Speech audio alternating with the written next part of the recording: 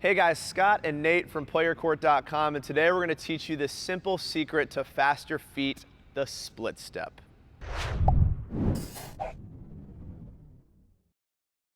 All right guys, so today we're talking about the split step. To be clear, this video is for players with a PlayYourCourt rating of 79 and below. If you're not in our community or familiar with our rating system, a PlayYourCourt 79 is the equivalent of a USTA 4.0. So Nate, split steps. Tell me what's going on here, man. What is a split step?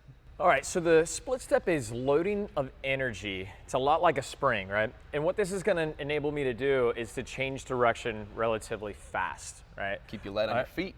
Keep you light on your feet. Simple secret to faster feet. To faster feet, 100% right.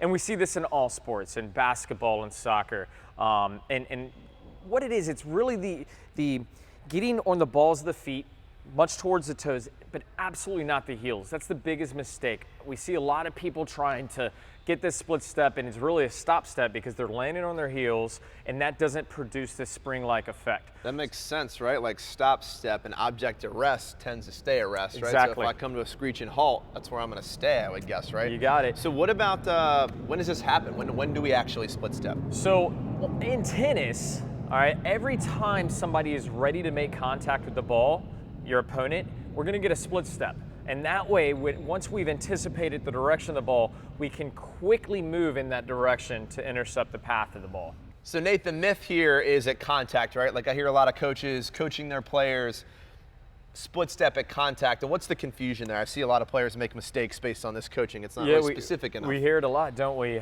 The problem is if we're actually splitting at contact, we're gonna be late. The ball's coming off the racket entirely too fast, especially at higher levels, and you're still coming down from the air to land and then making that move. I'm jumping in a split step. That might be a little high, a little much? Right? Yeah, that's a bit much. It takes too long to get down. What I tell my students is that they're gonna go wide, right? So what I want is my knees and my hips centered under my shoulders, and this split step should go a little bit wider to keep me centered and balanced. And then the toes working like a spring is what's gonna enable me to change direction. Perfect, and guys, that's huge. I think the mistake we see, even a lot of coaches just not correcting, is your feet should land that stable split step that Nate just showed you that makes you so quick off your toes. That's gotta happen when your opponent makes contact. We see some, I'm not gonna call it bad coaching, so I don't wanna point the finger, but some confusing coaching where we're seeing players actually jump up as their opponent makes contact, so they're landing late and they don't have time to adjust. And especially on the serve, right? The serve, the biggest part of it, Right. if the serve is coming in excess of 100 miles per hour, you have zero chance if you miss time the split step. So we've got to do it before contact. That's right, got to be light on your feet, so the second your toes hit the ground, you're watching that ball come across the net and making a quick adjustment to move. So enough talking, let's show these guys what a correct split step looks like. Sounds good. Yeah. Okay. So what you're gonna see here, as Nate makes contact, that's when my feet are landing on the ground. I'm not gonna jump too late, I'm gonna jump right before he makes contact so I can quickly adjust and move to the ball. All right, guys, so in summary, the three most important keys to what we went over today is the split step. We're gonna be in a loaded athletic position, all right? And then two, we're gonna have a spring from the ground up, and this is because we're on our toes. They allow the calf to engage and we can move quickly to wherever the ball is going.